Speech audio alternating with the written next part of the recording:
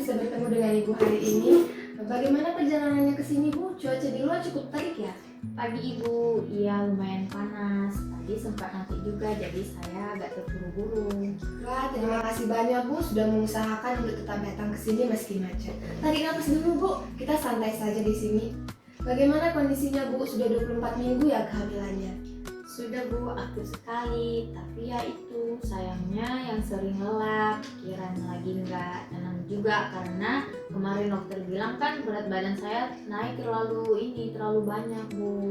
Oh, saya mengerti Bu. Pasti ada rasa khawatir ketika mendengar hal itu.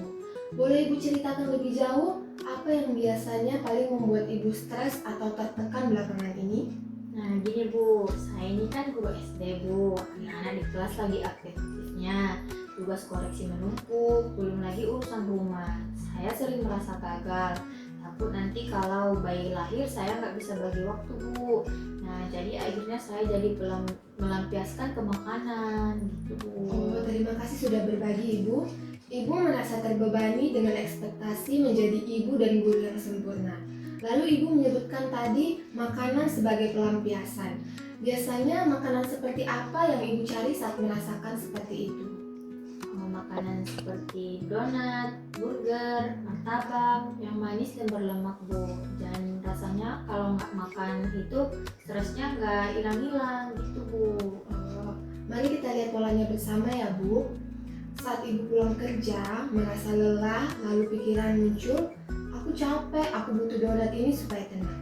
Apa yang Ibu rasakan tepat setelah donat itu habis Ibu makan? Jadi gini Bu, memang awalnya enak, tapi semenit kemudian saya langsung nyesal. Saya mikir, kok aku nggak bisa kontrol diri sih?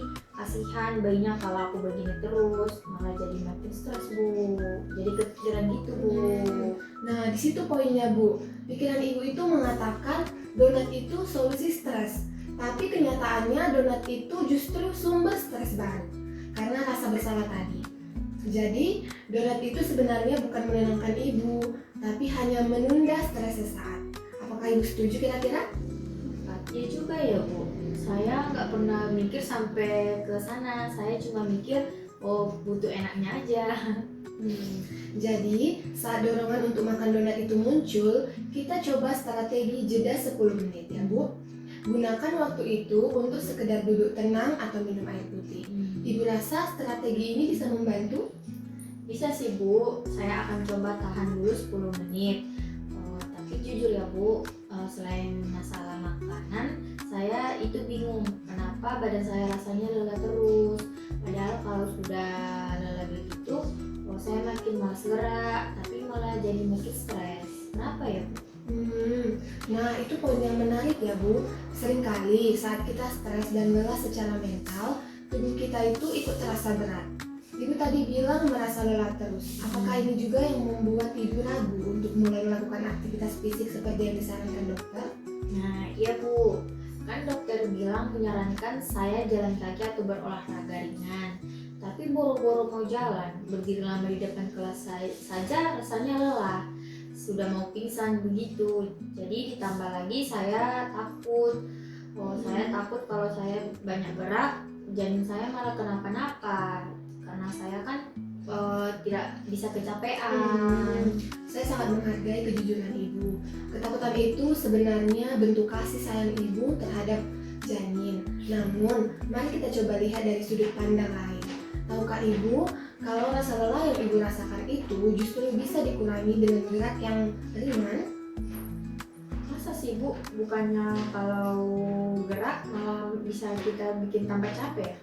Justru sebaliknya Ibu, saat kita jalan kaki ringan, aliran oksigen ke janin jadi lebih lancar dan tubuh Ibu mengeluarkan hormon yang bikin perasaan lebih senang dan segar. Jadi, jalan kaki 10 menit itu bukan beban tambahan, tapi justru hadiah dan waktu istirahat untuk janin dan pikiran Ibu.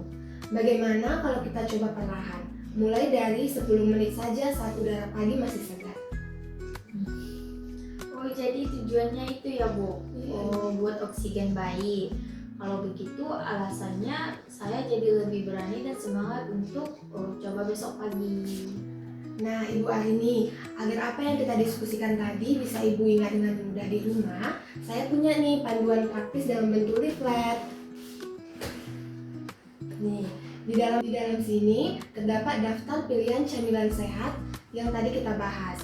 Dan ada juga panduan tentang aktivitas fisik ringan yang aman untuk ibu hamil. Silakan Ibu. Oh, ini yang tadi Ibu jelaskan ya gambarnya, segar sekali, nggak kaku bacanya deh Bu, ini yang Ibu kasih. Iya Ibu, di bagian tengah itu Bu, Ibu bisa lihat ada ringkasan trik jeda 10 menit. Jadi kalau nanti di sekolah atau di rumah Ibu merasa stres dan ingin sekali makan donat, Ibu bisa buka bagian itu sebagai pengingat. Ibu juga bisa tempel leaflet ini di pintu kulkas sebagai alarm kecil yang menyemangati Ibu setiap hari. Wah, menarik sekali Bu. Ternyata ada pilihan seperti kacang-kacangan, buah-buahan juga ya Bu. Saya jadi merasa lebih siap untuk mencoba mulai besok. Betul Ibu, perubahan itu tidak harus langsung besar, yang penting konsisten. Ibu Arini sudah melakukan langkah yang besar dengan datang hari ini dan mau berkata jujur. Jangan terlalu keras pada diri sendiri ya Ibu, kita tidak bisa menuntut kesempurnaan. Kita sedang belajar bersama untuk kesehatan Ibu dan si kecil. Terima kasih banyak dukungannya Bu. Oh, saya merasa jauh lebih tenang. Sama-sama Ibu Arini, saya sangat menghargai semangat Ibu. Kita jadwalkan lagi pertemuan berikutnya 2 minggu lagi ya Ibu. Ya. Saya ingin dengar cerita Ibu tentang pengalaman jalan pagi dan bagaimana Ibu mencoba strategi camilannya. Ada yang ingin Ibu tanyakan lagi? Sudah cukup Bu. Oh, 2 minggu lagi saya kembali ke sini. Terima kasih Bu. Sama-sama Ibu Arini, hati-hati di jalan ya Ibu.